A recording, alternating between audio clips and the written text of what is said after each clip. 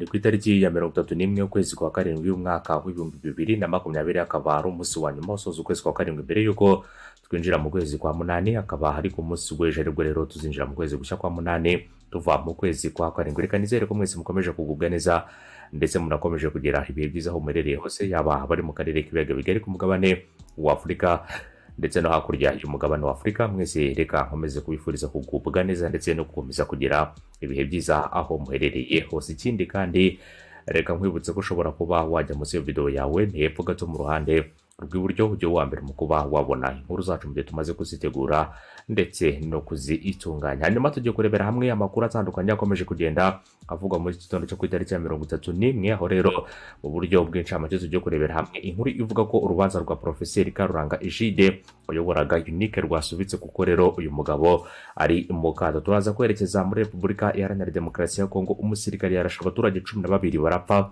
9 rero barakomereka nk'uko aya makuru yamaze kutugeraho akomeza kugenda itangaza. Ubu ngubu abaturage bakaba rero bari mu gahinda gakomeye nyuma yo kubura bagenzi babo bitabye Imana barashwe n'uyu musirikare. Abaturage 12 bose kwicirwa icyarimwe ntago ari ikintu rero kiba cyoroshye, gusa aya makuru tukaba turi buze kugenda tuyagarukaho ku buryo rero burambuye. Mwaye ikaze muri aya makuru ku buryo n'ubundi burambuye twihuta cyane, nuko urubanza rw'urwegwamo uwitwa Profeseri Karuranga Egide wahoze ayobora kaminuza ya Kibungo UNIC rwari ruteganyijwe rero kuri ya 30 Nyakanga 2020 mu rukiko rw'ibanze rwa Gasabo rwongeye gusubikwa nyuma yuko atitabye urukiko kubera ko ari mu kato ka coronavirus. Abunganira Profeseri Karuranga bibukije umucamanza ko rero agombaga kuburana bwa mbere ku ifunga n'ifungurwa ry'agateganyo ku itariki ya 20 Nyakanga 2020, byimurwa rero kwa 27 bitewe n'uko yari ari mu kato. Kuri iyo tariki kandi nibwo rero nabwo ntirwabaye, rukaba rwaraje kwimurirwa ku munsi,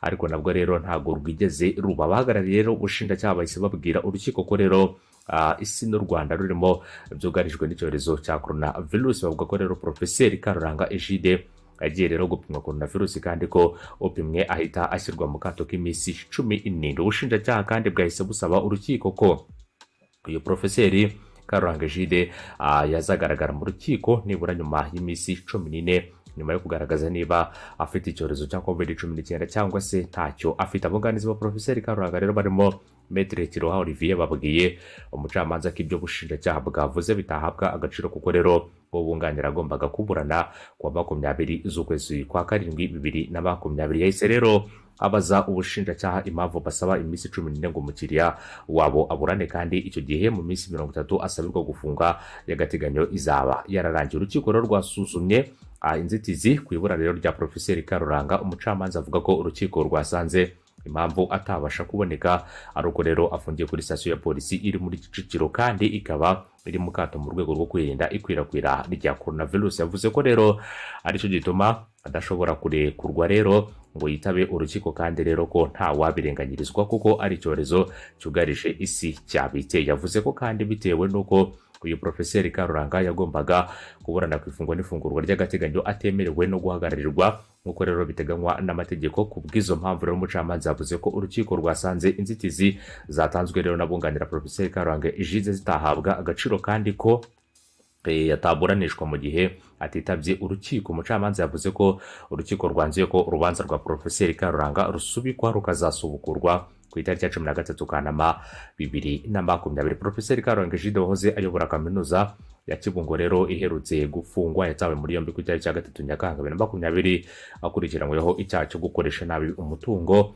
ufitiye rubanda akamaro, gufata icyemezo gishingiye kwitonesha ubucuti, urwango cyangwa se icyende wabo. Akaba rero ari mu byo uyu mugabo akurikiranywe. Yafungiye icyarimwe n'uwitwa Dr Pierre Dami Habumuremyi. Bakaba rero baraje gufungirwa icyarimwe ku birebana n'aba bagabo bombi. Urumva ko rero urubanza rw'uyu mugabo ruzasubukurwa ku itariki ya 13 Kanama mu kwezi gutaha kwa munani, akaba aribwo ruzabasha kuba rwasubukurwa. Twerekeje muri Repubulika Iharanira Demokarasi ya Kongo, nuko umusirikare umwe yarashe abaturage 12 barapfa, 9 barakomereka. Uyu musirikare wa FARDC bikekwa ko rero ngo yari yasinze yarashe abaturage 12 barapfa naho abandi 9 barakomereka mu gace ka Sange mu mujyi wa Uvira uherereye mu ntara ya Kivu y'Amajyepfo. Ibyo byago rero bikaba byabaye kuri uyu wa kane ku itariki ya 30 Nyakanga 2020 ahagana saa 2 z'ijoro ku isaha yo muri Repubulika Iharanira Demokarasi ya Kongo. Umuyobozi w'agace ka Sange witwa Malula Lukarisha yabwiye ibinyamakuru byo muri Repubulika Iharanira Demokarasi ya Kongo ko umusirikare wishe abo baturage yahise acika. Yakomeje agira ati rero bamwe bakomeretse cyane biza rero no kubaviramo urupfu. Umubare rero w'abapfuye ubu ngubu ni 12 barimo abagore 7 ndetse n'abagabo 5. Turimo kubarura abantu rero 9 bakomeretse. Ikindi kandi nuko amakuru yatangajwe avuga ko ngo umusirikare yasaga n'uwasinze ku buryo rero umuntu wese bahuraga yahitaga amumenamo isasu, hakaza rero guhita amuhitana nk'uko aya makuru yatugezeho akomeza kugenda itangaza. Abaturage rero bari mu gahinda kenshi ndetse n'amarira menshi muri Repubulika Iharanira Demokarasi ya Kongo, nyuma rero ibi byago byabagwiririye bakaza kubara abantu babo bitewe rero n'uyu musirikare waje kubarasa, akabarasa rero bitse koko yari yasinze nk'uko aya makuru akomeza kugenda itangaza. Mu yandi makuru tugufitiye nuko mu gihugu cya Kenya umugabo yatwitse rero umukobwa we imyanya y'ibanga ngamuhora gucudika n'umusore nk'uko aya makuru yatugezeho abitangaza. Polisi ya Kenya yatangiye gushakisha umugabo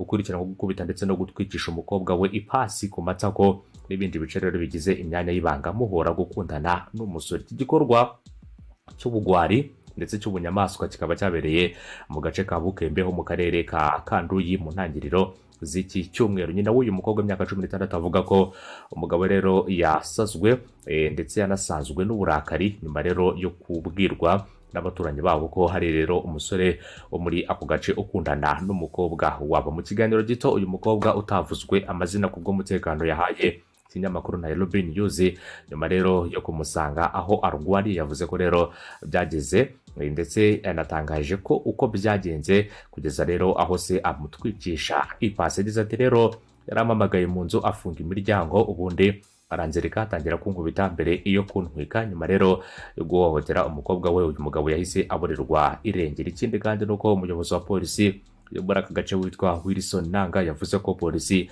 yahise itangira ibikorwa byo kumushakisha ndetse anatangaza ko ngo batangiye ibikorwa byo gushakisha ukekwaho ibyaha, kandi mu gihe tuzaba twamufashe tuzamugeza imbere y'ubutabera. Kugeza ubu ngubu rero uyu mukobwa akaba ari mu bitaro bya Bungoma, akaba rero ari Bungoma County Referral Hospital, aho rero ari gukurikiranwa n'abaganga kubirebana n'uyu mukobwa watwitswe na se rero agamutwika mu myanya y'ibanga ndetse rero akaba yanabasha kuba yamukubita akamuhohotera rero nyuma yo kumva ko umwana we hari umusore barimo baragenda bacudika. Ibikorwa by'urugomo n'ibindi bikorwa byose bikomeza kugenda biba rero n'ibikorwa navuga ko atari byiza habe na gato, kubera ko bibangamye rero ku bantu bamwe na bamwe bagiye batandukanye, kandi urabona ko rero ari ibikorwa bishobora kuba byaganisha umuntu ku rupfu mu gihe rero haba hatabayeho ubutabazi bwihuse. Uyu mukobwa rero akaba arimo aritabwaho n'inzego zibishinzwe kugira ngo rero akomeze kuvurwa, gusa rero haracyari harashakishwa se umubyaro wabashije rero kuba yamukorera ibikorwa nk'ibi ngibi by'iyicarubozo, mu gihe rero inzego z'umutekano zahagurukiye kumushakisha hasi hejuru kugira ngo babashe kuba bamugeza imbere y'ubutabera. Reka nkomeze kubashimira, bifurize gukomeza kugira uwa gatanu mwiza. Ku bayisilamu mwese mukomeze kugubwa neza, ndetse n'abandi mwese mutari abayisilamu mukomeze kugira umunsi mwiza, kandi munakomeze kugenda mugira ibihe byiza. Abari mu karere k'ibiyaga bigari, mu karere k'ibiyaga binini bahayambo ku mugabane wa Afurika ndetse no hakurya y'umugabane wa Afurika, reka nongere nkwibutsa ko ushobora gukomeza kubana natwe muri gahunda y'amakuru, ibiganiro tugenda tugutegurira umunsi ku munsi 5 kuri 5. Ikindi kandi nakubwira cyo nuko ushobora gukomeza gukora kuri subscribe ni munsi y'iyo video yawe, ni hepfo gato mu ruhande rw'iburyo ugakanda. Iyo umaze gukandaho uwa mbere mu kuba wabona amakuru yacu mu gihe tumaze gutegura inkuru ndetse no kuzitunganya uburyo rero bugezweho kandi bunogeye ijisho, buri wese akaba yabasha gukurikirana amakuru yacu akayakurikirana rero mu buryo ubwo aribwo bwose kandi uburyo bugezweho, niko nabyita, cyane cyane kuri buri wese rero ugenda akurikirana amakuru yacu. Umunsi mwiza rero, ibihe byiza, reka nkomeze kwifuriza kugubwa neza, nanabifuriza n'ubundi gukomeza kubana natwe no mu zindi gahunda z'amakuru ari imbere turimo turagenda tugutegurira. Byose rero tukaba tubitegura dufatanyije namwe, cyane cyane rero abakomeza kugenda batwereka ko badukurikiye, abadutiza amatwi ndetse rero mukanadutiza amaso yanyu kugira ngo mwaba mbere mu kuba mwabona izo nkuru zacu zose. Turabashimira cyane, atabaye ku bwanyu ntago rero natwe twaba dukora aya makuru, atabaye rero ku bwanyu ntago twaba tubagezaho byinshi bitandukanye kubirebana n'aya makuru yose. Niyo mpamvu rero buri wese akwiye rero kuba yaba natwe, ikindi kandi akabasha kuba yadukurikira muri gahunda nyinshi zigiye zitandukanye z'amakuru tugenda tugutegura. Ibihe byiza rero, reka mbifurize gukomeza kunogerwa n'izi gahunda, ikindi kandi mbifurize gukomeza kugubwa neza kuri mwese mukomeje kubana natwe. Hanyuma rero mu kanya kari imbere turaza kuza turebera hamwe andi makuru agiye atandukanye araza kuba agezweho. Umunsi mwiza, ibihe byiza, igicamunsi cyiza, ndetse munagire ibihe byiza kandi kuri mwese mukomeze kugenda munogerwa na gahunda Nyagasani abahera umugisha mu bikorwa byanyu bya buri munsi. Mukomeze kugubwa neza. Bye bye, inkuru zacu nakagaruka.